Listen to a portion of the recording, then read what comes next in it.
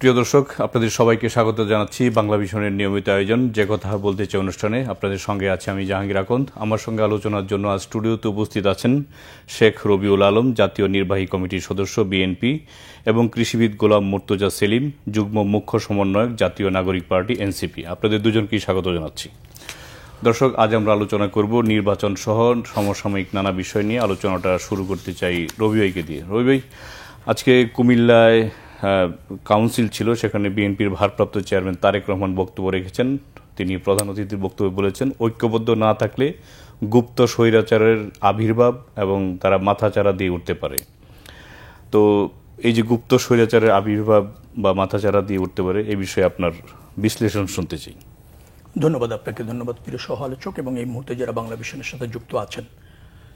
বিএনপির ভারপ্রাপ্ত চেয়ারম্যান যথার্থই বলেছেন, কারণ ঐক্যবদ্ধ যদি আপনি না থাকেন, আমাদের যদি ক্ষুদ্র স্বার্থে আমরা যদি বিভাজন বজায় থাকি, অথবা ধরেন জাতীয় স্বার্থে যদি একমত হতে না জানি, আমরা যদি গণতন্ত্রকে প্রাতিষ্ঠানিক রূপ দিতে না চাই, নির্বাচন এবং যদি জনগণের পার্টিসিপেশনে, রাজনৈতিক দলগুলির পার্টিসিপেশনে উৎসবমুখর পরিবেশে, প্রতিদ্বন্দ্বিপূর্ণ পরিবেশে না হয়, তাহলে আলটিমেটলি রাষ্ট্রটা রিজিওনালি, ইন্টারন্যাশনালি বিচ্ছিন্ন হয়ে যাবে।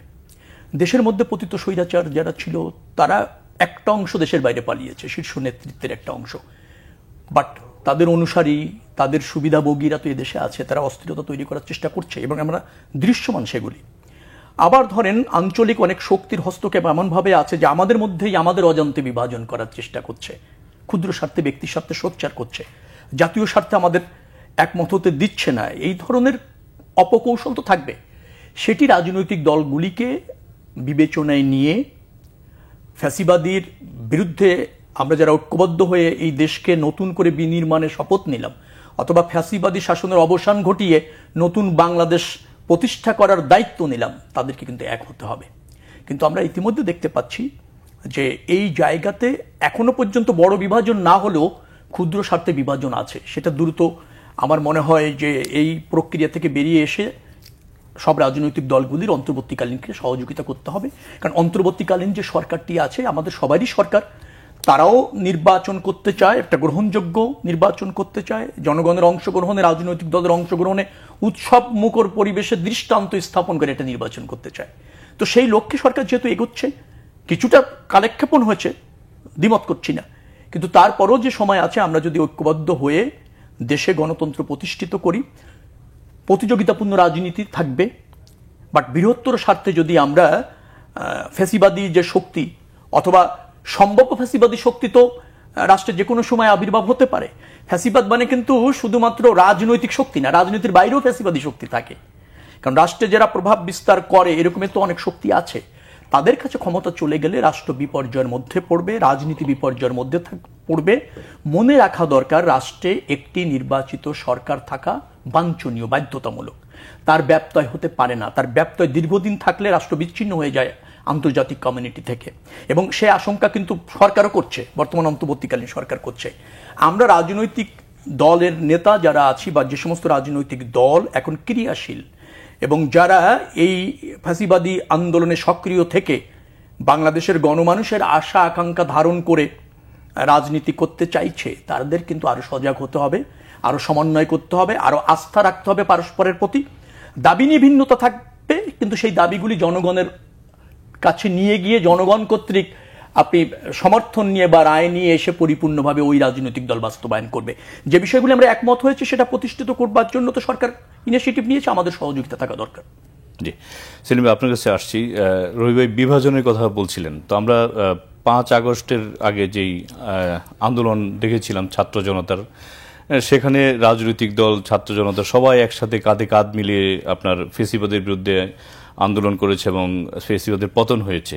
তো এখন আসলে বিভাজনটা দিন দিন বাড়ছে, এটার আসলে কারণটা কি? ধন্যবাদ আপনাকে, সাথে আমার সহ আলোচক সহ যারা দেখছেন, এবং সারা দেশের সর্বস্তরের হিন্দু ধর্মাবলম্বী ভাইদেরকে শারদীয় দুর্গোৎসবের শুভেচ্ছা। আসলে দেখেন, ফ্যাসিবাদ বিরোধী যে আন্দোলনের কথা আমরা বলছি, 5 আগস্ট পরবর্তী সময়ে আমরা যারা এই সরকারে আছে, তো এর আগে মূলত যারা 9 পরবর্তী সময়ে থেকে শেখ হাসিনা বিরোধী আন্দোলন করেছে, 2014 নির্বাচন বর্জন করেছে, বা 9 থেকে 24 আগস্টের আগ পর্যন্ত যারা সরকার বিরোধী আন্দোলন করছে সবাই কিন্তু ফ্যাসিবাদ বিরোধী। তো দেখা গেছে তখন কিন্তু আমাদের একটা কমন এনিমি ছিল, সেটা ছিল কি ফ্যাসিস্ট দানবীয় সরকার। তো পরবর্তী সময়ে দেখা গেল যখন 5 আগস্ট পরবর্তী সময়ে আমরা এই দানবীয় সরকারকে, সন্ত্রাসদেরকে দেশ থেকে বিতাড়িত করতে পারলাম সকলের ঐক্যবদ্ধ প্রচেষ্টার মাধ্যমে। পরবর্তী সময়ে এই আন্দোলন যারা প্রকৃত স্টেক হোল্ডার, বৃহৎ রাজনৈতিক দল হিসেবে বিএনপি রয়েছে, জামাত রয়েছে, আমরা ছাত্ররা যারা আন্দোলনে অংশগ্রহণ করেছি আমরা রয়েছে, কিন্তু আমরা দেখতে পেয়েছি 5 আগস্ট পরবর্তী সময়ে যখন এই সরকার গঠন করা হলো, ইন্টারিম গভর্নমেন্ট গঠন করা হলো, সে সময়ে বড় রাজনৈতিক দল থেকে যেরকম প্রত্যাশিত আমাদের যে বিভাজিত যেন আমরা না হতে পারি, আন্দোলন সময় আমরা যেভাবে পরস্পরের সাথে কাঁধে কাঁধ মিলিয়ে যেভাবে আমরা আন্দোলনকে সরকার পতনের আন্দোলন নিয়ে যেতে পেরেছিলাম, ওই সময় আমাদের মধ্যে যে দৃঢ় বন্ধন ছিল, এই দৃঢ় বন্ধনটা 5 আগস্ট পরবর্তী সময়ে একই বন্ধনটা রাখার দায়ী কিন্তু অবশ্যই বড় রাজনৈতিক দলের অবশ্যই ছিল।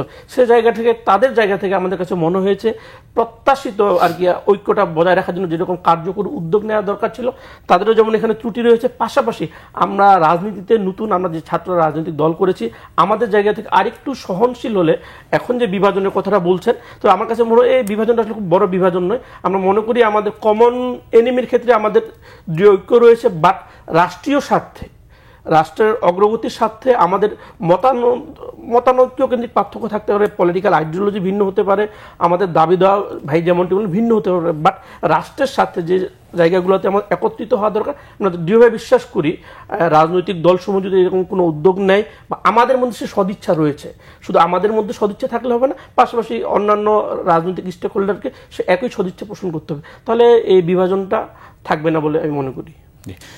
রবি ভাই, সেলিম ভাই বলছিলেন যে ঐক্য বজায় রাখার দায়িত্ব বড় দলের উপরও বর্তায়, নাম কারোরই বলেননি, তো বড় দল তো বিএনপিও না, বড় দল হিসেবে আমি দায়িত্বটা নিয়েই নিলাম। ঐক্য বজায় রাখার জন্য বিএনপি সর্বাত্মক চেষ্টা করেছে এবং ক্রমাগত করছে। এই যে ধরেন আজকে আমরা জুলাই ঘোষণাপত্র হলো, একটা সময় তো অনেকে বলছে বিএনপি জুলাই ঘোষণাপত্র চায় না, অন্তর্বর্তীকালীন সবার সরকার তারা যখন ঘোষণাপত্রটা প্রকাশ করলো, সব রাজনৈতিক দল এবং আমাদেরও কিছু আপত্তি ছিল, কিছু অনীহা ছিল, তারপর তো জাতির বৃহত্তর স্বার্থে ঐক্যমত হয়ে সমর্থন দিয়েছি। জাতীয় সনদের যে সংলাপ, আজকে যার উপর ভিত্তি করে জাতীয় সনদ আপনার হচ্ছে, চূড়ান্ত হচ্ছে, তার অধিকাংশ সংস্কার প্রস্তাবনাগুলি তো আমাদের, এবং আমরা তাতে আলোচনা করে সংস্কার কমিশনের প্রস্তাবে সহযোগিতা করেছি। জাতীয় ঐক্যমত কমিশনের যে উদ্যোগ, সেখানে উপস্থিত থেকে সহযোগিতা করে আপনি জাতীয় সনদ প্রায় চূড়ান্তর পথে। একসময় বলা হয়েছে যে বিএনপি জাতীয় সনদ চায় না, বিএনপি সংস্কার চায় না, কিন্তু যখন জাতীয় ঐক্যমত কমিশন সবগুলি চূড়ান্ত করেছে, দেখবেন বিএনপি সবগুলির সাথে একমত হয়েছে। একটি দুটি জায়গায় নোট অফ ডিসেন্ট আছে, এটা একটা রাজনৈতিক দলের অধিকার, অবস্থান, এটা থাকবে। জামাত ইসলামেরও নোট অফ ডিসেন্ট আছে, তাদেরও নোট অফ ডিসেন্ট আছে। তো এইটুকু না হলে সব দল তো এক দল হতে হবে। এখন ধরুন বড় রাজনৈতিক দল, সে সবার মতামতকে গুরুত্ব দেবে, সেটা বিচার বিশ্লেষণ করে যেটা রাষ্ট্রের জন্য প্রয়োজন সেখানে অবস্থান নেবে, সে তো দায়বদ্ধ জনগণের কাছে, সেইটা অন্য রাজনৈতিক দলকে বুঝতে হবে। বিএনপির সহযোগিতা আছে বিধায় তো আজকে ধরেন আমরা একটা সফল সমাপ্তি ঘটাতে যাচ্ছি, প্রায় যাচ্ছি। এখন ধরেন এনসিপির দু একটা জায়গা তো তাদের মতো চিন্তা থাকবে, এবং সেইগুলিকে নিয়েই তো তাদের রাজনীতি করতে হবে, এবং রাজনীতি করতে গিয়ে জনগণের ম্যান্ডেট পেতে হবে।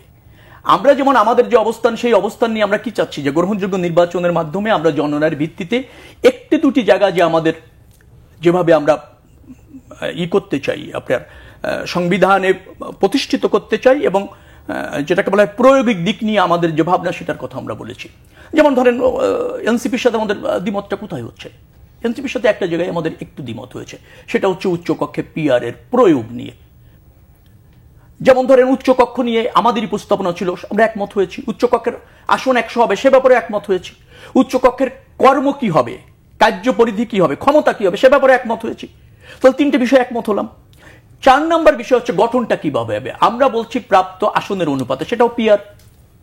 এখন এনসিপি বলছে না, প্রাপ্ত ভোটের অনুপাতে, সেটাও পিআর। দুটোই পিআর, কাছাকাছি। আমরা ওটা নোট অফ ডিসেন্ট দিয়ে আমাদের মতো চিন্তা করেছি, তারা তাদের মতো করে চিন্তা করছে।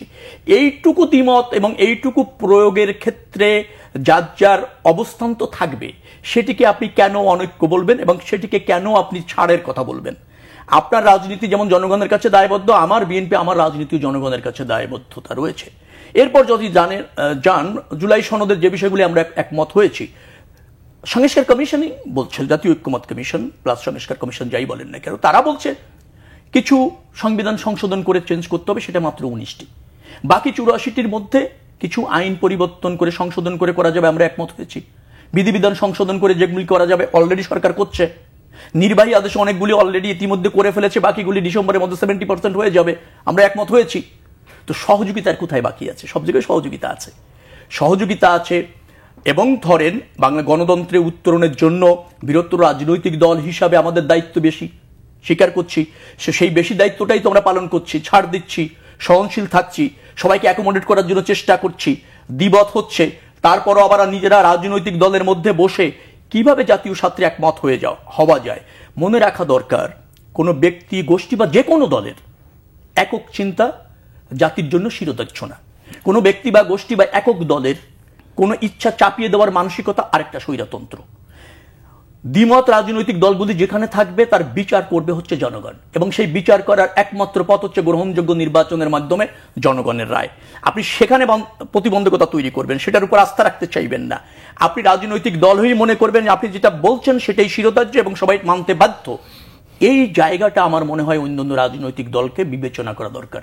আমি আবারও দায়িত্ব নিয়ে বলছি, বিএনপি বড় রাজনৈতিক দল, যদি অন্য রাজনৈতিক দল বা আপনারা মনে করেন সে সেই বড় দায়িত্বই পালন করছে, গুরু দায়িত্বই পালন করছে, বাট অন্য রাজনৈতিক দলগুলির যেটা হতে হবে সহনশীল এবং পারস্পরিকের প্রতি শ্রদ্ধা রেখে প্রতিযোগিতা।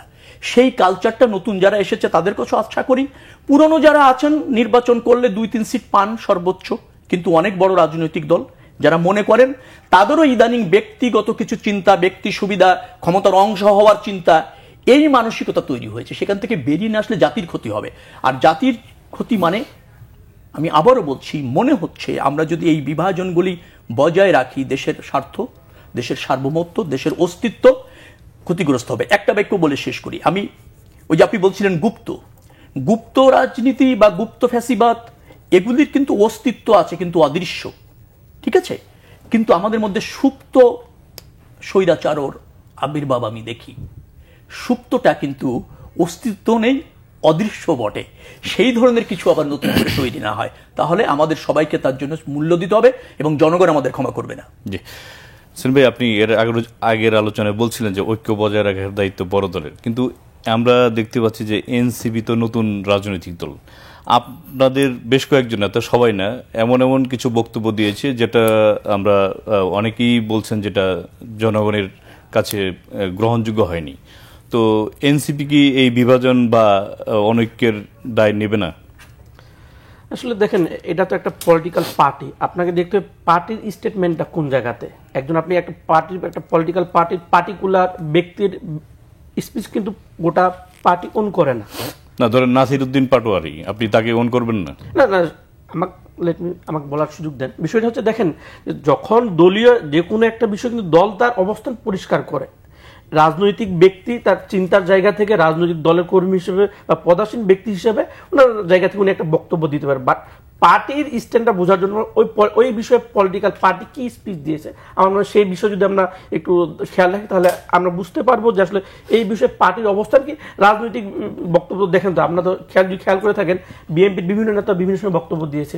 শামসুজ্জামান দুদু ভাই কি বক্তব্য দেয়, তার বক্তব্য কি দলীয় বক্তব্য? আসিফ আশরাফি পাপিয়া কি বক্তব্য দেয়? হারুন রশিদ কি বক্তব্য দেয়? ওই বক্তব্য আপনি কি কখনো ফ্রেমিং করেছেন যে ওনাদের ওই পার্টিকুলার ব্যক্তির বক্তব্য বিএনপির বক্তব্য? কখনো কিন্তু আপনি ওইভাবে ফ্রেমিং করেন না। করেছেন কি? আদৌ করেন নাই। কেন করেন নাই? এখন বিষয়টা হচ্ছে নিঃসন্দেহে আমরা চাই যে ফ্যাসিবাদ যেন পুনরাবৃত্তি না হয়। কেন না হয়? এটা তখনই হতে পারে যদি নির্বাচন আবার সে 72-এর সংবিধানে আদল হয়েছে। আমরা কেন এই যে 72 কেন এই আমাদের গণ অভ্যুত্থানটা হলো, আমি খেয়াল করে থাকি, যখন এই 72-এর সংবিধানের আলোকে যারাই নির্বাচিত হয়েছে, যারাই ক্ষমতাসীন হয়েছে, প্রত্যেকে কি হচ্ছে? ফ্যাসিস্ট হয়েছে। এই ফ্যাসিস্টের নির্মূল করার জন্য মূলত এই গণ অভ্যুত্থান। আমরা কি দেখতে পেয়েছি যে এই 72 সংবিধানের কে যেন অকার্যকর করার যে সমস্ত উদ্যোগ নেওয়া দরকার, এক্ষেত্রে কিন্তু সর্বোচ্চ বিষয় উদ্যোগ এবং সর্বোচ্চ এগিয়ে যাওয়ার ক্ষেত্রে কিন্তু আমরা জাতীয় নাগরিক পার্টি আমরা কিন্তু এগিয়ে গিয়েছি। কিন্তু অন্যান্য রাজনৈতিক দলের ক্ষেত্রে কি দেখেছি? বিরোধিতা দেখেছি। আবার দেখেন যে ঐক্যমত কমিশনের যে নির্দিষ্ট মেয়াদ ছিল, 72 সংবিধান মানে কি করতে হবে এখন তাহলে? আমরা যে বলছি সংস্কারের কথা, আমরা যাচ্ছি গণপরিষদ নির্বাচনের কথা, কিন্তু আদৌ গণপরিষদের যদি আবার এই একই মরকে যদি আবার 72 সংবিধান আলোকে নির্বাচিত হয়, তাহলে পরবর্তী সময় যারাই নির্বাচিত হবে তারাই দেশে আবার ফ্যাসিস্ট হলো। যদি এই ধারা অব্যাহত থাকে, তার পরবর্তী সময় আমরা যে 24-এর যে গণঅভ্যুত্থান দেখেছি, বাংলাদেশের মানুষ, আপনি খেয়াল করে দেখবেন যে 2024 সালের 5 থেকে 8ই আগস্ট মানুষ মসজিদ, মন্দির, সরকারি প্রতিষ্ঠান কেন পাহারা দিয়েছে? তখন রাষ্ট্রীয় কোনো বাহিনী ছিল না, কোনো সরকার ছিল না। কেন করেছে? ওই সময় সকল শ্রেণীর লোকজন মনে করেছে রাষ্ট্র আমার, এই রাষ্ট্রটাকে দেখভাল করার দায়িত্ব আমার। কিন্তু পরবর্তী সময় যখন ইন্টারিম সরকার গভর্নমেন্ট গঠন করা হলো, পরবর্তী সময় আমরা কি দেখতে পাচ্ছি? যে এখানে একটা বিভাজন তৈরি হলো, এটা চাই, এটা চাই না। আমি আপনাকে যেটা বলছি যে 72 সংবিধানের কথা বলছেন, তো গণ অভ্যুত্থানের পরে যখন আপনাদের ছাত্র প্রতিনিধি 2জন শপথ নিল, তাহলে এই সংবিধান কেন তখন আপনারা মানে মানে ছড়ে ফেলে দিলেন না? তখন 72 সংবিধান অনুযায়ী কেন আপনারা শপথ নিলেন? এখন কেন আপনাদের এই উপলব্ধিটা হচ্ছে? আচ্ছা দেখেন, বিষয়টা হচ্ছে যে আমরা শপথ নিয়েছি, যে 2জন মানে আপনাদের ছাত্র প্রতিনিধি, তারা আমাদের সহযোদ্ধা, প্রতিনিয়ত তারা আমাদের সহযোদ্ধা ছিল, তারা বৈষম্য বিরোধী ছাত্র আন্দোলনের ফ্রন্ট লাইনার ছিল। বিষয়টা দেখেন যে এখানে যে এই যে ইন্টারিম গভর্নমেন্ট গঠিত হয়েছে, এটা কি শুধুমাত্র ছাত্রদের প্রতিনিধিত্বমূলক দিয়ে কি গঠন করা হয়েছে? না, এখানে বিএনপি রয়েছে, জামাতে রয়েছে, আরও যারা দেশের সুশীল সমাজ রয়েছে, পেশাজীবী, এদের প্রতিনিধিত্ব রয়েছে। তো যখন এই ইন্টারিম গভর্নমেন্ট গঠন করা হলো, ওই সংকটকালীন মুহূর্তে আমাদের জায়গা থেকে শুরু থেকে এটা দাবি ছিল যে আমরা একটা কি গঠন করতে চাই, আমরা এই ইন্টারিমের পক্ষে না, আমাদের ওই মতে দাবি ছিল যে এই মুহূর্তে নিঃসন্দেহে, যেহেতু অভ্যুত্থান একটা বিপ্লবী সরকারের দাবি ছিল, কিন্তু সেটা কাদের কারণে বাস্তবায়িত হয় না। এখন যখন একটা বৃহৎ অংশ রাষ্ট্রের যারা এই ফ্যাসিবাদ বিরোধী ছিল, তারা যখন সবাই একটা বৃহৎ অংশ যখন চাচ্ছে যে এই আলোকে সরকারটা গঠন, সেক্ষেত্রে আমাদের অংশগ্রহণ ছিল, বাট আমাদের জায়গা থেকে আমরা বিপ্লবী সরকারের প্রত্যাশী ছিলাম। মানে বিপ্লব আপনাদের হাতছাড়া হয়ে গেছে, এটা বলতে চাচ্ছেন? নিঃসন্দেহে এক্ষেত্রে আমাদের যারা এই আন্দোলনের সম্মুখ সারি যোদ্ধা ছিলেন, আমরা দৃঢ়ভাবে বিশ্বাস করি যে যেই জন্য এই বিপ্লবটা হয়েছে, এই বিপ্লবটা নিঃসন্দেহে হাতছাড়া হয়েছে। জি, রবি আপনার মন্তব্য শুনতে চাই, আলোচনা শুনছিলেন। নতুন পলিটিশিয়ান, ইয়াং ম্যান পলিটিক্স করছে, আমি তার সাথে আর এই সমস্ত বিষয় আমি খালি এটুকু বলতে চাই, গণপরিষদ নির্বাচন এখন আর প্রাসঙ্গিক না।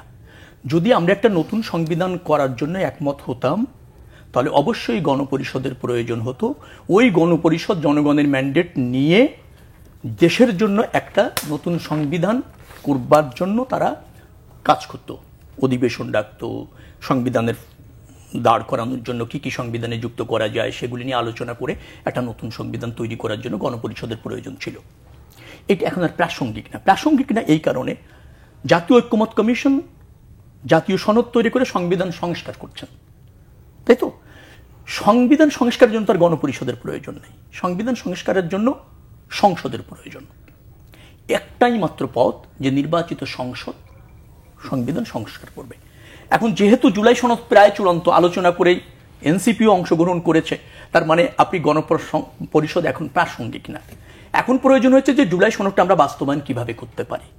সে জায়গায় সংবিধান সংস্কার যেটা, সেটা আমরা মনে করি আগামী পার্লামেন্টেই করতে হবে। আপনি যে প্রক্রিয়া করেন না কেন, আগামী পার্লামেন্টে থেকে ওটা অনুমোদন নিতেই হবে, আগামী পার্লামেন্ট ওটা পাশ করতেই হবে, হয় 2/3 মেজরিটির মাধ্যমে অথবা ধরেন জাতীয় ঐক্যমতের ভিত্তিতে। তারপরেও জুলাই সনদের সংবিধানের যে অংশগুলি, বাকিটা তো সরকার করছে এবং করতে পারছে, সব একমত হয়েছে দলগুলি। সংবিধানের সংস্কারের যে অংশটা আছে, সেক্ষেত্রেও আমরা বলেছি যে অ্যাপিলিয়েট বিভাগের মতামত নেওয়া যেতে পারে। যদি কারো সংখ্যা থাকে, সন্দেহ তারা থাকে জুলাই মানে নির্বাচনের পর সরকার করবে কিনা, জাতীয় সনদ হয়ে গেলে সেটা জাতীয় ঐক্যমতে একটা, যদি আমরা সনদ সই করি সব রাজনৈতিক দল, অন্তর্বর্তীকালীন সরকার, সেটার বাইরে যাওয়ার কারো সুযোগ আছে বলে আমি মনে করি না, যাওয়ার সম্ভবই না। আর গেলে তার রাজনীতি থাকবে না, সরকার থাকবে না, এটা তো প্রতিষ্ঠিত হয়ে গিয়েছে। তারপরও আমরা বলেছি যে সংবিধানের রক্ষক যেহেতু অ্যাপিলিয়েট বিভাগ, তারা একটা মতামতের ভিত্তিতে করা যেতে পারে। তো এর চেয়ে বড় উদারতা বা ধরেন বড় সহযোগিতা আর কোনো জায়গা আছে কিনা? নেই একেবারে। দ্বিতীয়ত হচ্ছে যে উনি বলতে চাচ্ছিলেন গণ অভ্যুত্থান না বিপ্লব, এ বিতর্ক পুরনো বিতর্ক নাই যাই। হ্যাঁ, বিপ্লব যদি আপনি এটা হতো, তাহলে শাসনতন্ত্র পরিবর্তন করে বিপ্লব, শাসকেরও পরিবর্তন করে বিপ্লব। কিন্তু গণ অভ্যুত্থান কিন্তু শাসনতন্ত্রের পরিবর্তন করে না, শাসকের পরিবর্তন করে, জন আকাঙ্ক্ষা ধারণ করে, এবং সংবিধান সেখানে অব্যাহতই থাকে। তবে সময়ের প্রয়োজনে, জনগণের চাহিদা অনুসারে সেখানে সংস্কারের প্রয়োজন হয়ে থাকে। সংবিধান দিয়ে কখনো আপনি ফ্যাসিবাদ বা স্বৈরশাসক ঠেকানো যায় আমি এটা জানি না, কারণ পৃথিবীতে যেখানে ফ্যাসিবাদ স্বৈরশাসক হয়েছে সেখানে একটা ভালো সংবিধান থাকে। কিন্তু সরকারে গিয়ে সে কি করে, সংবিধান ছুঁড়ে ফেলে, প্রচলিত আইন ছুঁড়ে ফেলে, জনগণের ভোটাধিকারও ছুঁড়ে ফেলে কি করে, সে রাষ্ট্রযন্ত্র ব্যবহার করে সে তার মতামত চাপিয়ে দেয় এবং সে নিজেকেই একমাত্র রাষ্ট্রে অবধারিত শক্তি মনে করে। এটাই হলো ফ্যাসিবাদ, এটা সংবিধানের বিষয় নয়। আমাদের এই সংবিধানও ফ্যাসিবাদ ছিল নাকি? আওয়ামী লীগ ব্রুট মেজরিটি নিয়ে পঞ্চদশ সংশোধনী করেছিল, পঞ্চদশ সংশোধনী তত্ত্বাবধায়ক সরকার যখন বাতিল করলো তখন রাজনৈতিক আন্দোলনের সূচক হলো। রাজনৈতিক আন্দোলনের কে যখন আওয়ামী লীগ রাজনৈতিকভাবে ফেস করতে পারলো না, ভোটের উপর আস্থা রাখতে পারলো না, সে ক্রমান্বয়ে কি হয়ে গেল, ফ্যাসিবাদ আশ্রয় নিতে হলো ক্ষমতায় থাকার জন্য। যার জন্য বলছি প্রয়োজন হচ্ছে রাজনীতি ঠিক রাখা, প্রয়োজন হচ্ছে সংসদকে কার্যকর করা, প্রয়োজন হচ্ছে সংবিধানকে ধারণ করা। আপনি একটা নতুন সংবিধান দিবেন, সংবিধান চেঞ্জ হবে না? ব্রুট মেজরিটি নিয়ে অন্য একটা রাজনৈতিক দল ক্ষমতায় আসলো, জনগণ ম্যান্ডেট দিল, আপনি নতুন সংবিধান কালকে লিখেছেন, সংবিধান লেখা থাকবে এই সংবিধান আজীবন চেঞ্জ করা যাবে না। পৃথিবীতে এরকম সংবিধান আছে নাকি? তো সেই সংবিধান তো চেঞ্জ হয়ে যেতে পারে। আলটিমেটলি যেটা হয়েছে, এনসিপি ওরা নতুন রাজনৈতিক দল, হ্যাঁ ওদের কমিটমেন্ট আছে, সাহস আছে, রাজনীতিতে নতুন শক্তি হতে আসতে চায়, এটা ইতিবাচক। কিন্তু কিছু কিছু জায়গায় তাদের, আমার ধারণা হচ্ছে জানা বা বোঝার ক্ষেত্রে কিছুটা হলেও আরো পরিণত হওয়ার জন্য সময় লাগবে। সেগুলি হয়ে গেলে আমার মনে হয় তারা বেরিয়ে আসবে, এবং আমার মনে হয় নিশ্চিত তারা বুঝতে পেরেছে যে গণপরিষদ নির্বাচন হচ্ছে না, হওয়ার প্রয়োজন নেই, সংবিধান সংস্কারই হচ্ছে, নতুন সংবিধান হচ্ছে না। এনসিপির বন্ধুরা এটা বুঝে যদি রাজনীতিতে থাকে, জন আকাঙ্ক্ষা যদি ধারণ করে, জন সমৃদ্ধি, জনকল্যাণ নিশ্চিত করবার জন্য যদি রাজনীতি করে, ভালো করবে। আর সেটি না হলে আমার মনে হয়, কেন আমি জানি না সে কিভাবে নেবে, যে এই রকমের মানে নিজের চিন্তাটাই প্রাসঙ্গিক হোক না হোক মানতে হবে, এই ধারণার মধ্যে থাকলে আমার মনে হয় রাজনৈতিকভাবে ক্ষতিগ্রস্ত হচ্ছে, এবং সেটা আরো বেশি ক্ষতিগ্রস্ত হয়ে পড়তে পারে, কাম্য না সেটা। জি সেলিম ভাই, গণপরিষদ নির্বাচন প্রাসঙ্গিক না, আর সংবিধান দিয়ে ফেসিবাদ স্বৈরাচার ঠেকানো যায় না। আচ্ছা, একটু ভাইয়ের কথার সাথে বলতে হয়, দেখেন যে যখন অভ্যুত্থান বা বিপ্লব যেটাই বলি না কেন, তো এটার আইনি জুলাই সনদে আইনি ভিত্তিক কেন পরবর্তী সংসদ হবে, এই ইন্টারিম আমলে কেন নয়? বৈধতা কি আমার পরবর্তী সংসদ দিবে? কি কারণে পরবর্তী সংসদ আমাদের জুলাই সনদে আইনি ভিত্তি এরা দিবে? এটা নিঃসন্দেহে একটা দুরবসন্ধি। এখন দেখেন, আপনি যেটা বলছিলেন যে আমাদের এই নতুন রাজনৈতিক বন্দোবস্তের আমরা যে কথা বলছি, এই জায়গা থেকে নিঃসন্দেহে আমাদের কাছে মনে হচ্ছে যে সংবিধান অবশ্যই একটা সংবিধান, একটা সিস্টেমের জন্য। আমরা বারবার কেন ফ্যাসিবাদের কথা বলছি, বারবার শেখ হাসিনা কিন্তু ওই সংবিধানের দোহাই দিয়েছে, এই সিস্টেমে তাকে ওই পর্যায়ে নিয়ে গিয়েছে। তো আমরা বরাবরই দেখেছি, শুধু আমরা শেখ হাসিনা না, অতীতে যে সমস্ত এই ফ্যাসিস্ট স্বৈরাচার আমরা শাসক যাদেরকেই দেখেছি, যা শুধু তারা এই রুলসের কথা বলেছে। আমরা চাই এই যে যারাই বলি না কেন, এমন একটি বাংলাদেশ করে দেওয়ার জন্য, বা এমন একটি বাংলাদেশের আকাঙ্ক্ষা লালন করার জন্য, যার মাধ্যমে প্রান্তিক থেকে রুট লেভেল পর্যন্ত, টপ টু বটম, পাহাড় থেকে সমতল, হিন্দু থেকে খ্রিস্টান বৌদ্ধ যারাই আছে, এদের সমানাধিকার নিশ্চিত করার জন্য। এই সমানাধিকার নিশ্চিত করার জন্য কিন্তু আপনার কি প্রত্যেক পার্টিকুলার পার্টে রিপ্রেজেন্টেটিভ প্রয়োজন রয়েছে। এই পার্টিকুলার পার্টির রিপ্রেজেন্টেটিভকে আমাদের ঐক্যমত কমিশনে দেখেছি কখন আমরা, এই যাদের কারণে আজকে আমরা এই সংস্কার কমিশন আমরা কথা বলছি, এখানে কখনো শহীদ পরিবারের রিপ্রেজেন্টেটিভ ছিল? সবচেয়ে বেশি শহীদ হয়েছে কারা? দিনমজুররা, কৃষকরা, শ্রমিকরা। তাদেরকে আমরা রিপ্রেজেন্টেটিভ নিশ্চিত করতে পেরেছি? নিশ্চিত করতে পারি নাই। কেন পারি নাই? আমরা যে এলিট ধারণা আমাদের মধ্যে বদ্ধগত রয়েছে, যে আমরা চাই এই আলোকে রাষ্ট্র চলে, মূলত আমরা চাই অতীতের সমস্ত প্রথাগত যে, যার কারণে একটা রাষ্ট্র বা একটা প্রতিষ্ঠান বা ব্যক্তি এরকম ফ্যাসিস্ট হয়ে ওঠে, এগুলো সমূলে আমরা নির্মূল করতে চাই। জি, আপনাকে ধন্যবাদ। রবি ভাই, প্রধান উপদেষ্টা ডক্টর মোহাম্মদ ইউনূস গতকাল জাতিসংঘে ভাষণ দিয়েছেন। তিনি আগেও বলেছেন, গতকালকেও বলেছেন বিশ্ব নেতাদের, যে আগামী ফেব্রুয়ারিতে জাতীয় নির্বাচনের প্রস্তুতি নিচ্ছে সরকার। তো বিএনপি নির্বাচনের কি ধরনের প্রস্তুতি নিচ্ছে? আমরা প্রত্যেকটা জায়গায় দেখতে পাচ্ছি বিএনপির 3 থেকে 4 জন করে প্রার্থী আছে। তো শেষ মুহূর্তে এসে এগুলো দলের জন্য এইটা কিভাবে সামাল দেওয়া হবে? এটা তো 3 থেকে 4 জন কেন, আরো 5-6 জন যোগ্য প্রার্থী আছে। এই জন্য তো বিএনপি বড় রাজনৈতিক দল, এবং এটা তো নতুন করে না, সবসময় ছিল। আমি ৩৫ বছর বিএনপি রাজনীতির সাথে যুক্ত থেকে দেখেছি সবসময় এরকম ৪-৫ জন উপযুক্ত প্রার্থী তিনি নির্বাচন করতে চায়। এটা হচ্ছে এক ধরনের সৌন্দর্যও বটে। মানে রাজনীতিতে মানুষ এসে উদ্যোগী হয়ে রাষ্ট্র বিনির্মাণে অংশ নিতে চায়, নিজেকে ব্রত করতে চায়, এটা তো খুবই সিগনিফিকেন্ট। যার ফলে বিএনপি এটা কীভাবে ম্যানেজ করতে হয়, সমন্বয় কীভাবে করতে হয়, যোগ্য প্রার্থী কীভাবে বেছে নিতে হবে, একক প্রার্থীকে কীভাবে নমিনেশন দিতে হবে, এটা করতে সে সিদ্ধহস্ত করেছে, অতীতে করেছে, অনেকবার করেছে, এবং করে 5-5বার নির্বাচিত হয়ে রাষ্ট্র ব্যবস্থাপনা করেছে। সো এটা বিএনপির জন্য খুব বড় চ্যালেঞ্জ বলে আমি মনে করছি না। আমি মনে করছি যে জাতীয় স্বার্থে, দেশের স্বার্থে এবং দলের স্বার্থে বিএনপি এই একাধিক নমিনেশন প্রার্থী যারা আছে তাদের মধ্যে সমন্বয় করে ঐক্য প্রতিষ্ঠিত করতে সক্ষম হবে। এবং অধিকাংশ জায়গায় হয়ে গিয়েছে আমার জানা মতে। হয়তো কিছু আসন একটু চ্যালেঞ্জ হবে, একবার সমানযোগ্য প্রার্থী একাধিক আছে, সেখানে হয়তো কেউ একটু বঞ্চিত হয়ে যেতে পারে, আবার কারো একটু মূল্যায়ন বেশি হয়ে যেতে পারে। এইটা রাজনীতির অংশ। তো এটা আমি ইতিবাচকভাবেই দেখছি।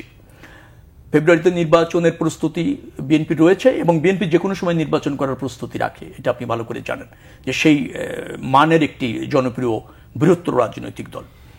তো সেই জায়গা থেকে এটা খুব আমার কাছে চ্যালেঞ্জ মনে হচ্ছে না। সে বলছিল একটা কথা একটু বলা দরকার যে কোন আলোকে রাষ্ট্র চলবে। অ্যাকচুয়ালি কোন আলোকে রাষ্ট্র চলবে এন্ড অফ দ্য ডে এটা জনগণ নির্ধারণ করবে। রাষ্ট্রের বৃহত্তর স্বার্থে কেউ শহীদ হয়েছে, ৭১ হয়েছে, লক্ষ মানুষ শহীদ হয়েছে। আবার ধরেন এই যে ফ্যাসিবাদী পতনের যে আন্দোলন, গত ১৭ বছরেও ৭-৮ হাজার মানুষ শহীদ হয়েছে, গুম হয়েছে, আনতার স্কিলিংয়ের শিকার হয়েছে। চূড়ান্ত লড়াইটা যখন হলো তখনও প্রায় ১,০০০-২ মতো শহীদ হলো দেশের প্রয়োজনে, রাষ্ট্রের প্রয়োজনে। আমাদের রাজনৈতিক দল এবং জনগণ সেই আকাঙ্ক্ষাটা ধারণ করবে। যারা শহীদ হয়েছে তারা তার আকাঙ্ক্ষা ধারণ করার জন্য বা মূল্যায়ন হওয়ার জন্য শহীদ হয়নি, তারা দেশের স্বার্থে জীবন উৎসর্গ করেছে। তারা সবার কাছে শ্রেষ্ঠ সন্তান, তারা আমাদের সম্পদ, তারা আমাদের চলার পথেও, তারা আমাদের অনুকরণীয়। কিন্তু তাদের আকাঙ্ক্ষাটা ধারণ করা আমাদের দায়িত্ব। আমরা রাজনৈতিক দল সেই আকাঙ্ক্ষাটা ধারণ করব, আর আকাঙ্ক্ষাটা সঠিকভাবে ধারণ করেছে কিনা তার বিচার করবে জনগণ। আর জনগণের বিচার করার পথ হচ্ছে একটা জনরায়। এই ধারাবাহিকতাটা যদি আমরা না বুঝি তখন হচ্ছে একটু অন্যরকম হয়ে যাচ্ছে। আরেকটা জিনিস হচ্ছে সমান অধিকার ওনারা চেয়েছিলেন। আচ্ছা আপনি আমাকে বলেন তো সংবিধানে কোথায় সমান অধিকার নেই? বৈষম্য আছে। ধর্ম, বর্ণ, সমতল, পাহাড়ি, কোনো বৈষম্য আছে? বৈষম্য নাই। বৈষম্য যেখানে আছে সেটা সুন্দর কথা লেখা আছে, হ্যাঁ, প্র্যাকটিসের জায়গায়। যে আমরা সংসদটাকে কার্যকর রাখতে চাই, এটা যদি হয়, আমরা 5 বছর পর রাষ্ট্র ব্যবস্থাপনার সফলতা ব্যর্থতা থাকবেই, কিন্তু 5 বছর পর ক্ষমতাটা হস্তান্তর করে একটা নিরপেক্ষ সরকারের অধীনে নির্বাচন করে আবার জনগণের ম্যান্ডেটটা নিতে চাই। জনগণের ম্যান্ডেট পক্ষে হলে ক্ষমতায় যাব, বিপক্ষ হলে ক্ষমতার বাইরে যাব। এই মানসিকতাটা দরকার। আমাদের সমস্যা যে জায়গায়, আমরা ম্যান্ডেট যদি জনগণের বিপক্ষে হয় ক্ষমতার বাইরে যেতে চাই না। আবার এমন একটা মেন্টালিটি ইদানিং তৈরি হয়েছে, রাজনৈতিক দল গঠন করে ক্ষমতাটা চাই, জনগণের রায় পর্যন্ত অপেক্ষা করতে চাই না। আমি তার সাথে ওখানে একমত যে কোনো ব্যক্তির বক্তব্য দলের বক্তব্য নয়। কিন্তু বিএনপি যখন কোনো ব্যক্তি বলে তখন অনেকে দল হিসেবে কোট করে। নাসিরউদ্দিন সাহেব যখন বলেন তখন উনারা দল হিসেবে কোট করতে চান না। তার বক্তব্য এক, আমি একমত আবারও বলছি, না কোনো ব্যক্তির বক্তব্য দলের বক্তব্য না, কিন্তু সেটা সব জায়গায় সমভাবে দেখা উচিত। আমাদের নেতারা বললে কিন্তু সবাই মনে করে বিএনপির এটা স্ট্যান্ড, কিন্তু বিএনপির স্ট্যান্ড জননেতা তারেক রহমান কখনো বলেছেন? ধরেন বিএনপি প্রেস রিলিজ দিয়ে কোনো কিছুর বিরোধিতা করেছে কখনো? অথবা বিএনপি কি কখনো সাংবাদিক সম্মেলন করে যে বক্তব্য সেটা কি অন্যরা ধারণ করেছে? আমাদের নেতাদেরও বিচ্ছিন্ন বক্তব্য ওনারা কোট করেন। যেমন নাসিরউদ্দিন পাটোয়ারি তো বললেন 300 আসন তারা পাবেন, এখন 2 মাস পরে এসে বলছে 150 পাবো। তো 150 পেলে তো তারা ক্ষমতায়, তো তারা আবার সমন্বয় চাইবে কেন? তারা কি তাদের এজেন্ডা বা ইস্তেহারে যে কাজগুলি জনগণের জন্য করতে চায় তারা ক্ষমতায় গিয়ে করুক। তো 150 হলেও তো হচ্ছে, আমার মনে হয় অসুবিধা হয়, 150 হলেও হচ্ছে। এখন 2 মাসে যদি আপনার সিট আপনার বক্তব্য অনুসারে অর্ধেক হয়ে যায়, তো আগামী 4 মাস যদি 5 মাস নির্বাচনের বাকি থাকে, থাকবে কিনা আসন? এটাও রাজনৈতিক দলকে ভাবতে হবে। আমি কিন্তু এনসিপির রাজনৈতিক দর্শনে খুবই ইতিবাচক। এই কারণে ইতিবাচক যে বাংলাদেশে একটা রাজনৈতিক শূন্যতা তৈরি হয়েছে, এটা সত্য। ফ্যাসিবাদী রাজনীতির অবসান হয়েছে, কিন্তু সেই শূন্যতা পূরণ করার জন্য তরুণরা এগিয়ে আসবে। রাষ্ট্র বিনির্মাণের জন্য তাদের নতুন কি থাকবে? মূলনীতি, ঘোষণাপত্র, গঠনতন্ত্র, যেগুলি মানুষকে আকৃষ্ট করবে। আকৃষ্ট হয়ে ইয়াং জেনারেশন বলেন, সব শ্রেণী পেশার মানুষ ভোট দেবে। ভোট দিয়ে এই তরুণদের হাতে দেশটা দেবে। আমি হয়তো বাংলাদেশ জাতীয়তাবাদী দলের সাথে যুক্ত, আমার সন্তান হয়তো আগামীতে এনসিপি করতে পারে, কিন্তু ভাই রাজনীতিটা তো করতে হবে। রাজনীতিটা না করে এই ব্যক্তি চিন্তাটাকে চাপিয়ে দেওয়ার যে মানসিকতা, মানে আমি একমাত্র স্টেক হোল্ডার, আমার চিন্তাই শিরোধার্য, এই জায়গা থেকে এনসিপিকে বেরিয়ে না আসতে পারলে আমার ধারণা হচ্ছে জন আকাঙ্ক্ষা ধরে রাখতে পারবে না এবং রাজনীতিতে টিকে থাকা কঠিন হয়ে যাবে, সেটা যেন না হয়। জি সেলিম ভাই, রবি আলোচনা করছিলেন যে রাজনৈতিক শূন্যতা হয়েছে এবং সেটি এনসিপি পূরণ করতে পারবে কিনা, এটা একটা প্রশ্ন। আরেকটা প্রশ্ন হচ্ছে নাসিরউদ্দিন পাটোয়ারির বক্তব্যকে কোট করছিলেন যে প্রথমে 300 তারপরে 150, এবং আমরা কয়েকদিন আগে জরিপে দেখলাম যে প্রথমে বিএনপিকে সম্ভাব্য ক্ষমতায় যাচ্ছে একটা জরিপে উঠে এসেছে, দ্বিতীয় অবস্থানে জামায়াত, তৃতীয় এনসিপি বা এই শক্তিগুলো। আমার প্রশ্ন হচ্ছে যে এনসিপি নতুন দল হিসেবে তাদের টার্গেট কি, ক্ষমতায় যাওয়া নাকি বিরোধী দলের আসনে বসা? আচ্ছা, বিষয়টা হচ্ছে দেখেন যে ভাই যে নির্বাচনী আবহাওয়ার কথা বলেছেন, নিঃসন্দেহে দেশে একটা নির্বাচনী আমেজ তৈরি হয়েছে। আমরা যদি খেয়াল করি ডাকসু ইলেকশনের কথা, জাকসু ইলেকশনের কথা, সর্বশেষ গণবিশ্ববিদ্যালয় ছাত্র সংসদে এখানে দেখেছি কারা প্রতিনিধি নির্বাচিত হয়েছে। তো এখানে যারাই ছাত্রদের সাথে কাজ করেছে তারাই কিন্তু নির্বাচিত হয়েছে। তো কথা হচ্ছে যে নেতৃত্ব দিতে হয় সামনে থেকে। 19 স্কিডের মতো মিষ্টি কথা এখন কিন্তু প্রেম হয় না। প্রেম হতে হলে আপনার দেখা করতে হয়, ঘুরতে হয়, একসাথে খাইতে হয়। তো যেই নেতা ইনাদেরকে নেতৃত্ব দিচ্ছে, 5 আগস্টের পূর্বে না হলে উনি জুলুমের শিকার ছিলেন, উনি মুজলুম ছিলেন, কিন্তু 5 আগস্ট পরবর্তী তো উনি এখনো দৃশ্যমান না। এখন উনি বিদেশ থেকে সেই 90 দশকের মতো প্রেম ভালোবাসার প্রণয়ের দিকে ওনাদের দলের নেতৃত্বের অবস্থানটা। যাই হোক, এখন বিষয় হচ্ছে যে রাজনীতিতে শূন্য একটা স্বাভাবিক বিষয়, যে বায়ুমণ্ডল কখনোই বায়ু শূন্য থাকে না। যেহেতু ফ্যাসিস্ট শক্তিকে আমরা বাংলাদেশ থেকে বিতাড়িত করেছি, তার মানে এখানকার এই দেশের আপামর জনসাধারণ ওই সময় আমাদের আন্দোলনকে সমর্থন করেছে। তো আমাদের কাছে যখন আপামর জনসাধারণ আমাদেরকে ফ্যাসিবাদ বিরোধী আন্দোলনে সমর্থন করলো, তার পরবর্তী ইন্টারিম গভর্নমেন্ট গঠন করার পরে আমাদের মনে হলো যে না, যেহেতু তারা আন্দোলনকালীন সময় আমাদেরকে সমর্থন দিয়েছে এবং এই ফ্যাসিবাদী সন্ত্রাস গোষ্ঠী বাংলাদেশের রাজনীতি এখন নিষিদ্ধ, তো এই জায়গাটা যেহেতু তারা আন্দোলনের সময় আমাদেরকে বিশ্বাস রাখতে পেরেছে, আগামী দিনে নতুন রাষ্ট্র বা ইনসাফের বাংলাদেশ বিনির্মাণে তারা আমাদের প্রতি বিশ্বাস রাখবে। তারই ধারাবাহিকতায় 28শে ফেব্রুয়ারি মূলত জাতীয় নাগরিক পার্টির যাত্রা শুরু হয়। তো এই যাত্রা শুরু থেকে অদ্যাবধি পর্যন্ত আমরা বাংলাদেশ সর্বশেষ জুলাই মাসে আমরা গোটা দেশব্যাপী পদযাত্রা করেছি। আমরা দেখতে পেয়েছি সেখানে অভূতপূর্ব আমরা সাড়া পেয়েছি। তো এই জায়গা থেকে শুধু রাজনৈতিক দলের শূন্যতা না, আমরা মনে করি আমাদের যে রাজনৈতিক উত্থানটা হয়েছে, যেহেতু আমরা গণ অভ্যুত্থানকে নেতৃত্ব দেওয়ার মাধ্যমে আমরা এখানে এসেছি, আমরা মনে করি বাংলাদেশের যে কোনো বৃহৎ রাজনৈতিক দলের সাথে যে কোনো নির্বাচনে আর কি প্রতিদ্বন্দ্বিতাপূর্ণ নির্বাচনে অংশগ্রহণ করার মতো আমাদের সেই সক্ষমতা রয়েছে, আমাদের সেই সাপোর্ট রয়েছে আপামর জনসাধারণের।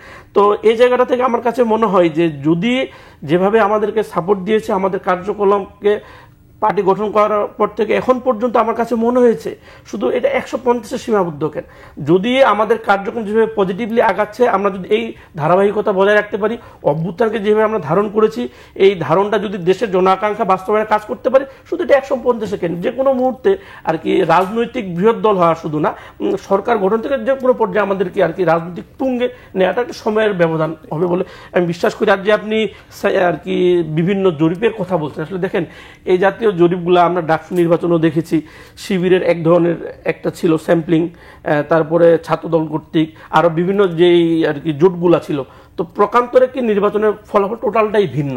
আর এ জাতীয় জরিপগুলো আসলে বেশ কিছু স্যাম্পলিংটা নিয়ে অনেক প্রশ্ন থেকে যায়, কারা ফান্ড করছে, এগুলা নিয়ে বিভিন্ন প্রশ্ন থেকে যেতে পারে।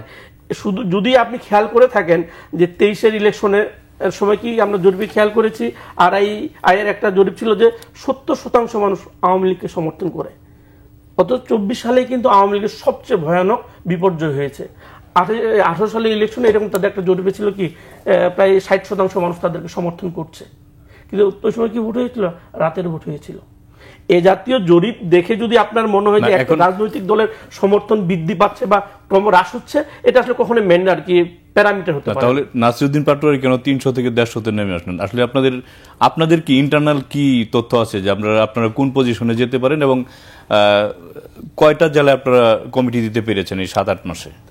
দেখেন, যে কোনো রাজনৈতিক দলের বা রাজনৈতিক কর্মীর আকাঙ্ক্ষা থাকে, রাজনৈতিক দলের অন্যতম আকাঙ্ক্ষা সরকার গঠন করা, যারা রাজনৈতিক সাথে সম্পৃক্ত রয়েছে, রাজনৈতিক নেতা কর্মী, এটা জনপ্রতিনিধি হওয়া। নিঃসন্দেহে যেহেতু রাজনৈতিক দল গঠন আমরা করেছি, আমাদের অন্যতম আকাঙ্ক্ষা হচ্ছে সরকার গঠন করা।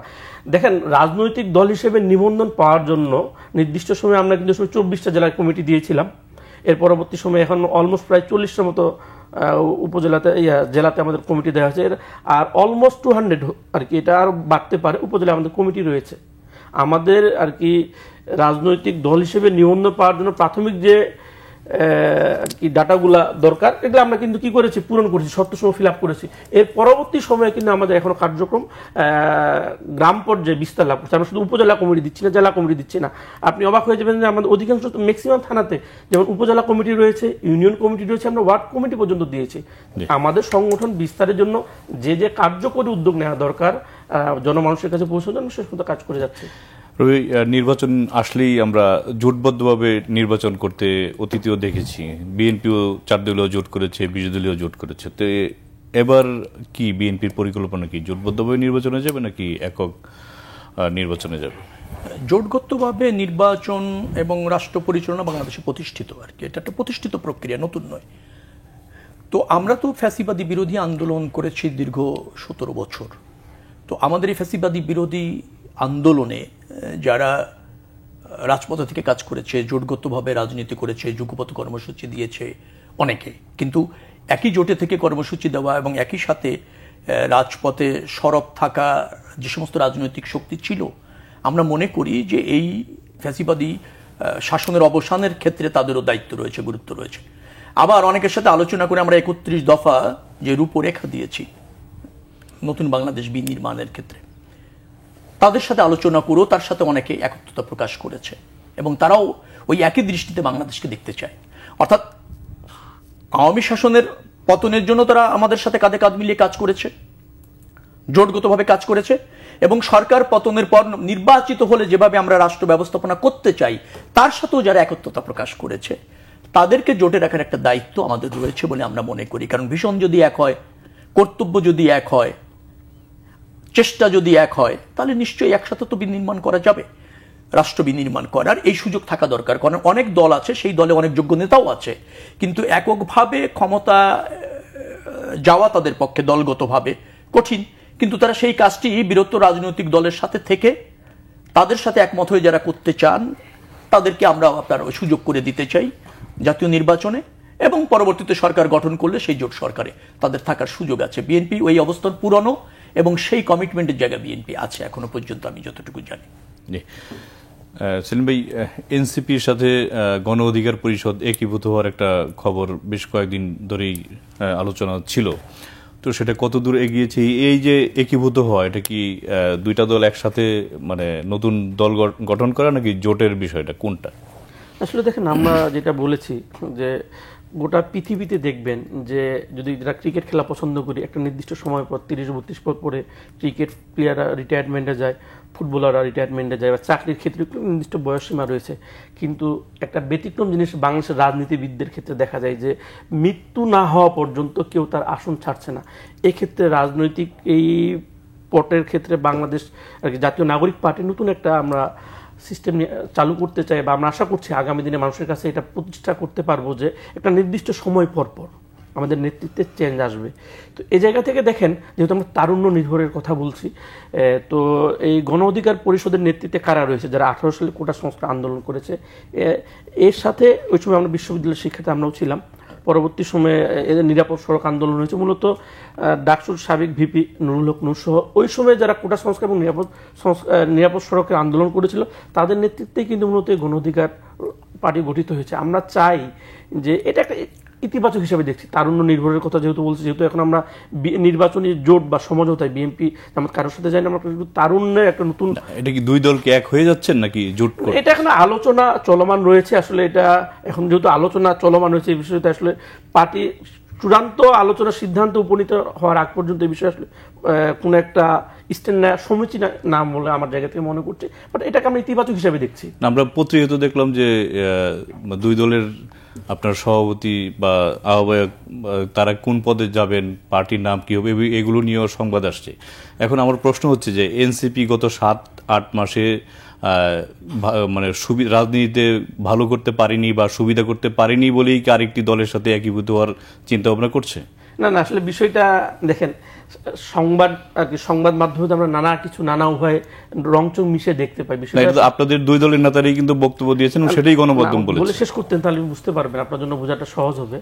যে আমরা চাচ্ছি এই দুটি, এই 18 আন্দোলনের নেতৃত্ব দেওয়া প্লাস 24 আন্দোলনের নেতৃত্ব, এটা কিন্তু একই।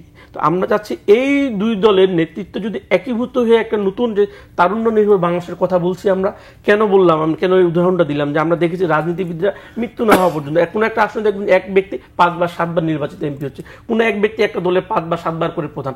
আমরা এই প্রথাটার বিলুপ্ত চাই। এই জন্য আমরা মনে করছি যেহেতু তাদের ওই সময়কার আন্দোলন আর 24 আন্দোলন একই ইস্যু কেন্দ্রিক ছিল, এরা যদি একীভূত হয়ে একটা নতুন পথ তৈরি করতে পারে, সেটা আগামীর বাংলাদেশের জন্য সুন্দর হবে। এই জায়গা থেকে আমরা এটা পজিটিভলি দেখছি। এখন যখন এটা আলোচনা করে একটা সিদ্ধান্ত উপনীত হবে, সেটা একটা আশা করছি রাষ্ট্রের জন্য ভালো হবে। তো আপনি যেটা বলছেন, দেখেন, যদি আমাদের কার্যক্রম পজিটিভলি না হতো, আপামর জনতা যদি আমাদেরকে পজিটিভলি গ্রহণ না করতো, তাহলে কিন্তু আমরা এই যে বললাম ওয়ার্ড পর্যায়ে কিন্তু কমিটি দিতে পারতাম না।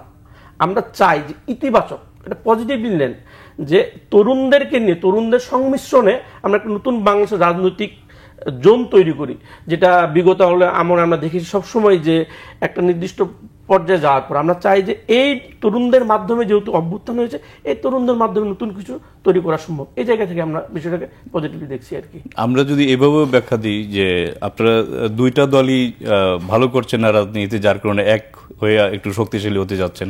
দেখেন, আসলে আপনার দৃষ্টিভঙ্গির সাথে তো আমার দৃষ্টিভঙ্গি মিলবে না, এটাই স্বাভাবিক বিষয়।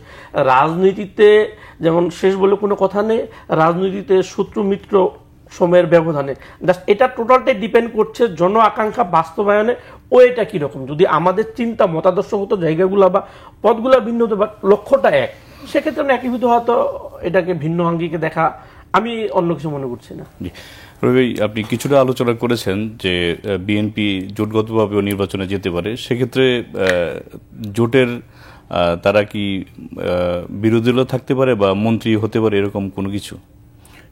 যেটি আমরা বিগত আওয়ামী লীগের সময় দেখেছি, জাতীয় পার্টি সরকারেও ছিল, আবার বিরোধী দলের ভূমিকা। এখন তো আমরা দুটো সরকারি দল পেয়ে গিয়েছি বিএনপি ছাড়াই। কারণ এনসিপি যে আশা করছে সেটা হলো তো তারা সরকারি দল হয়।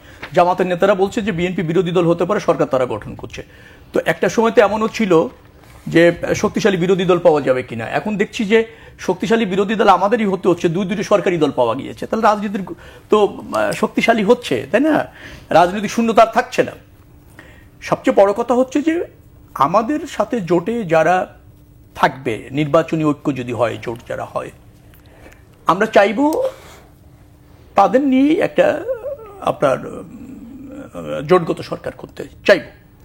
কিন্তু সরকার গঠনের ক্ষেত্রে একটা রাষ্ট্র ব্যবস্থাপনার সাথে যুক্ত হওয়ার যোগ্য ব্যক্তি যদি ওই সমস্ত সংগঠনের থাকে, তারা যদি নির্বাচিত হয়ে আসে, তাদেরও সরকারে রাখার জন্য আমরা চেষ্টা করব। আমি আবারও বলছি যে আমরা একটি জাতীয় নেতৃত্ব প্রতিষ্ঠিত করতে চাই রাষ্ট্র ব্যবস্থাপনায়, যেখানে রেইনবো নেশনের কথা বলছিলেন। রেইনবো নেশন আরেকটা জিনিস, রেইনবো হচ্ছে পুরো দেশের জন্য আমরা করতে চাই, জাতি বর্ণ ধর্ম নির্বিশেষে সবাই মিলে একটা সৌন্দর্য, রংধনুর যেমন 7টা রং মিলে একটা সৌন্দর্য হয়, আমরা সব নেশন, আমাদের মধ্যে যে আছে, যে জাতিগত বিভাজন আছে অথবা বৈচিত্র্য আছে, তারপর জীবনযাত্রার যে বৈচিত্র্য আছে, সব মিলে আমরা একটা সৌন্দর্যের জাতি করতে চাই। সেটা হলো পুরো জাতির জন্য। আর সরকার যেটা হবে সেটা হচ্ছে যে আমাদের, আবারও বলছি, যে আমাদের রাজনৈতিক অবস্থানকে যারা অ্যাপ্রিসিয়েট করে আর ওই রাজনৈতিক অবস্থানের থেকে যারা রাষ্ট্র বিনির্মাণ করতে চায়, যাদের যোগ্যতা আছে, তাদেরকে আমরা আগামী সরকারে রাখতে চাই। একটা কথা বললেন, আপনি একটু ইন্টারপ্রিট হচ্ছে যে আপনারা তো বলছিলেন যে যারা রাজপথের সমমনা দলগুলো আছে, যাদের নিয়ে আপনারা আন্দোলন করেছেন, সবাইকে সরকারে রাখতে চান। সেই অবস্থা থেকে কিছুটা কি দূরে সরে এসেছেন? না না, সরকারটা সবাই হবে, কিন্তু ঘটনা হচ্ছে সরকারের রিপ্রেজেন্টেটিভ তো সবাই হওয়ার যোগ্যতা হয়তো থাকবে না। আপনি যদি এটা ক্যাবিনেট করেন, আমি একটা কথা বলি, ধরেন আপনি একটা ক্যাবিনেট করলেন, তো সেই ক্যাবিনেট পরিচালনা করবার জন্য যদি উপযুক্ত কোনো লোক বা অন্তর্বর্তন নেতৃত্ব যদি নির্বাচিত হয়ে আসে, আমাদের সাথে জোটবদ্ধভাবে যারা নির্বাচন করছে, নিশ্চয়ই সেটা বিবেচনায় পাবে। কিন্তু ক্যাবিনেট করবেন, প্রত্যেক দল থেকে একজন থাকতেই হবে, বিষয়টা এরকম না। যদি কোনো লোক থাকে, যেমন এর আগেও আমরা 4 দলীয় জোট যখন করেছিলাম, জামাত ইসলামের 2 জন মন্ত্রী ছিলেন 2 জন মন্ত্রী, এবং শেখ হাসিনা 14 দলীয় জোট সরকার যখন প্রথম করেছিল 2008-এর নির্বাচনের পর, যখন সরকার গঠন করলো 2009, সেখানেও 14 দলের অনেককে রেখেছিলেন। পরবর্তী সরকার আবার রাখেননি, পরবর্তী সরকারে জোটবদ্ধ নির্বাচন করেছেন, কিন্তু আপনি ক্যাবিনেটে রাখেননি। তো আমাদের অবস্থানটা সেটা সময় বলে দেবে কি করতে হবে। একটা জিনিস বলা দরকার তাদেরকে, ইয়াং নেতৃত্ব বিকশিত হওয়ার সুযোগ রাষ্ট্রকে করে দিতে হবে, কিন্তু ইয়াং নেতৃত্ব মানে অবধারিত নেতৃত্ব নয়। কারণ কি, একজন মেম্বার অফ পার্লামেন্ট, অভিজ্ঞ পার্লামেন্টারিয়ান রাতারাতি যত্রতত্র যেখানে সেখানে যে কোনো নির্বাচনে যে কোনো দলে হয় না। আপনি জানেন যে আপনি কংগ্রেসে যান, আপনি সিনেটে যান, 7 বছর 10 বছর ধরে তারা প্রতিনিধিত্ব করেছে। তাদের অভিজ্ঞতা, তাদের মেধা, তাদের মনন, তাদের বিচক্ষণতা, তাদের দূরদর্শিতা ওই রাষ্ট্রকে শক্তিশালী করেছে। অর্থাৎ আপনি যদি বলবেন যে এক ব্যক্তি এই বয়সের পর আর রিটায়ার্ড হয়ে যাবে আর রাজনীতি করতে পারে না, নতুন একজন আসবে, রাজনীতিবিদ ঘরে ঘরে হয় না, অলিতে গলিতে হয় না, যত্রতত্র হয় না।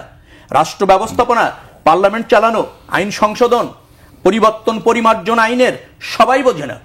অতএব যারা অভিজ্ঞ, যারা রাষ্ট্র ব্যবস্থাপনায় তাদের দেওয়ার মেধা প্রজ্ঞা আছে, তাদেরকে সুযোগ দিতে হবে। বয়স যাই হোক, ট্রাম্পের বয়স কত, বাইডেনের বয়স কত, মোদির বয়স কত, পৃথিবীতে যারা রাষ্ট্র পরিচালনা করে তারা তাদের এই অভিজ্ঞতা অর্জন করেছে দীর্ঘদিন ধরে, তারপর তারা রাষ্ট্র ব্যবস্থাপনা করে। রাষ্ট্র ব্যবস্থাপনা সবার কাজ না। আর আমি আবারও বলছি, সকালে বিকালে সন্ধ্যায় যে কোনো মাঠে ফুটে ওঠে না। আমরা শেষের দিকে আপনাকে দিয়ে শেষ করব। সেটি হচ্ছে যে এনসিপি নির্বাচন কমিশনের কাছে শাপলার প্রতীক চেয়েছিল, নির্বাচন কমিশন তার নাকচ করে দিয়েছে। এখন এনসিপি কি চাইবে বা এনসিপির পরিকল্পনা কি?